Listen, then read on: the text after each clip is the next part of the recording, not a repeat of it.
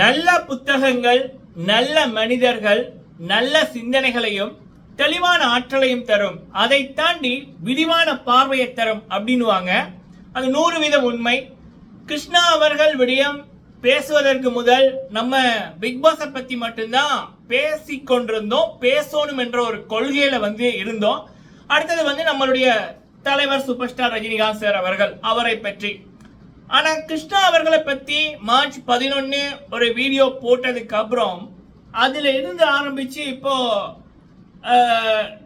இளைஞர் அஜித்குமார் அவர்கள் விடயம், சகோதரி ரித்தனியா அவர்கள் விடயம், இப்படி பல விடயங்கள் நம்ம ஒரு கண்ணை ஓபன் பண்ண மாதிரி இது ஒரு விடயம். இதுதான் அந்த புத்தகத்துக்கு இருக்கிற சிறப்பு. நல்ல புத்தகத்தை படிக்க படிக்க நம்மளுடைய அறிவும் சிந்தனைகளும் வளரும் பண்ணுவாங்க.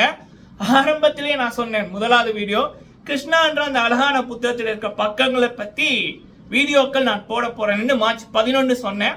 அதன் விளைவு எனக்கு நிறைய அறிவுகள், நிறைய தெளிவுகள், நிறைய விளக்கங்கள் உலகெங்கும் இருந்து கிடைச்சி கொண்டு கிடைக்கும் அப்படின்ற ரீதியில இன்று ஒரு சகோதரர் அவர்கள் காலையில பேசியிருந்தாங்க.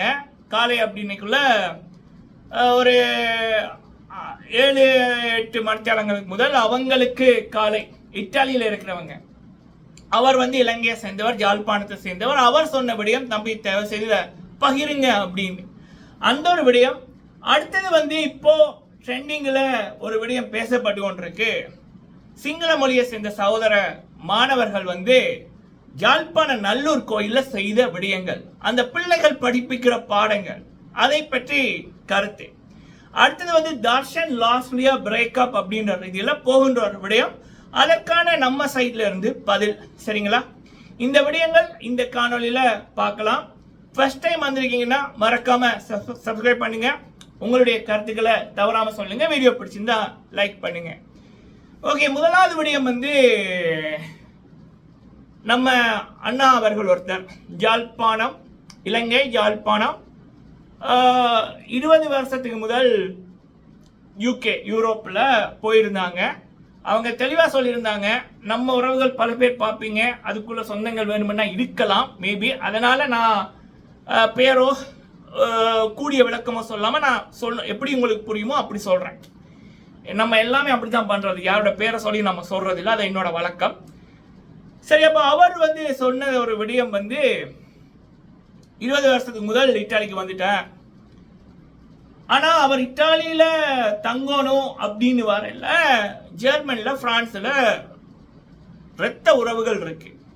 அப்ப அங்க போய் வேலை செய்யறது அப்படின்ற இதெல்லாம் வந்தாங்க. ஆனா அங்க வந்ததுக்கு அப்புறம் அந்த பேச்சு மாறிட்டு, நீ அங்கேயே நின்ற அப்படின்ற மாதிரி.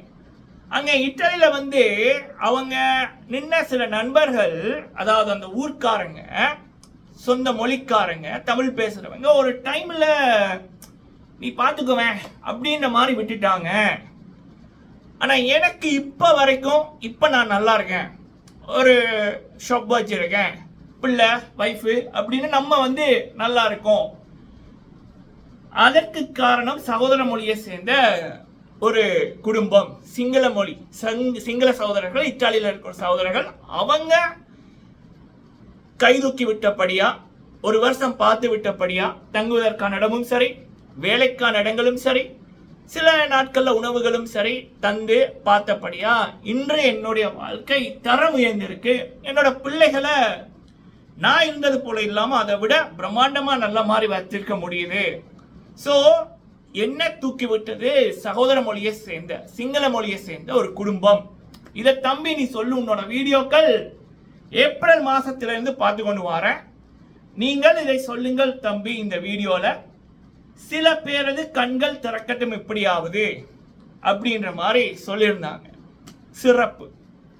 இதே விடயத்தை தான் மாணவர்கள் நல்லூரில் ஒரு காணொளி உண்டு. சகோதர மொழியை சேர்ந்த, சிங்கள மொழியை சேர்ந்த சகோதரர்கள், மாணவர் மாணவிகள் அந்த நல்லூர் கோயில அவ்வளவு ரெஸ்பெக்ட் கொடுத்து அந்த திருநீர் வச்சு அதெல்லாமே இந்த குழந்தைகள் படிப்பிக்குது பாடம்.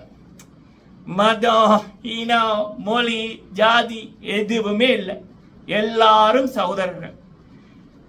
இது நம்ம நாடு அப்படின்ற ரீதியில நம்ம இனம் நம்ம மக்கள்டா அப்படின்ற மாதிரி அந்த பிள்ளைகள் காமிச்ச விதம் அருமை. இதுதான் தேவையே தவிர இந்த பழைய கதைகள், பொய்கள், புராணங்கள், வன்மங்கள், இளையவர்களை கெடுக்கிற மாதிரியான வன்மத்தை தின்ற மாதிரியான ராப் பாடல்கள், பேச்சுக்கள் இதெல்லாம் தேவையே இல்லை. இந்த நல்ல விடயங்களை சொன்னாலே எல்லாரும் நல்லா இருக்கலாம், எல்லாமே சொர்க்கமா மாறும். அதை அந்த பிள்ளைகள் காமித்தபடியா அந்த அண்ணா சொன்னார், நேற்று அந்த காணொலியை பார்த்தேன், உங்களுடைய காணொலியில பார்த்து கொண்டு வரேன். முக்கியமா நீங்க அந்த ராப் சிங்கரை பத்தி ஒரு வீடியோ போட்டிருந்தீங்க. ஸோ அதுக்கப்புறம் நான் உங்களோட எப்படியாவது ஷேர் பண்ணணும்ன்ற கேட்கல தான் உங்களது இமெயில் அட்ரஸ் கிடைச்சது. உங்களுக்கு இந்த பதிவை அனுப்பியிருக்கிறேன். தம்பி இதை நீ சொல்லு அப்படின்னு. சரியா? ஸோ நல்ல விடயங்களை நம்ம பார்க்கக்குள்ள, நல்லவங்களோட நம்ம சேரைக்குள்ள ஆட்டோமேட்டிக்கா நல்ல சிந்தனைகள் வரும். நல்ல சிந்தனைகள் வந்தாலே வாழ்க்கை நல்ல மாதிரி போகும். ஸோ அதற்கு விடையும் ஒரு இதை நான் உங்க கூட ஷேர் பண்ணணும்னு தோணுச்சு. சரிங்களா? வன்மம், பழைய கதைகள், கோபங்கள், தாபங்கள் ஒன்றுக்குமே உதவாது. அன்பு மட்டும்தான் நிலையானது. அதை எல்லார்கிட்டையுமே மதம், இனம், மொழி பார்க்காம நம்ம பகிர்ந்துட்டோம்னா நமக்கு எந்த விதமான தீங்கு நம்மள வராது. எல்லாத்தையும் விதைக்கிறது நம்மட கையில தான் இருக்கு. எண்ணம் போல வாழ்க்கைன்னுவாங்கல்ல, அவ்வளவுதான் மேட்டர். ஸோ ஓகே மக்களை, இது ஒரு விடயம், கண்டிப்பா தேவையான ஒரு விடயம். எல்லாருக்குமே தேவையான ஒரு விடயம். அன்பு இதுல இருந்துச்சுன்னா வாழ்க்கை சொர்க்கமா இருக்கும் அப்படின்றது தான். ஓகே, தூங்குறவன் எழுப்பலாம், தூங்குற மாதிரி நடிக்கிறவன் எழுப்ப முடியாதுல்ல. சிலது தூங்குற மாதிரி நடிச்சு கொண்டுதான் இருக்கு. அதிகம் நடிச்சு நாசமா போனா பரவாயில்ல. இளைய தலைமுறையை கெடுக்கிறதுக்கு, வன்மத்தை விதைக்கிறதுக்கு நிறைய விடயங்கள் பண்ணுது.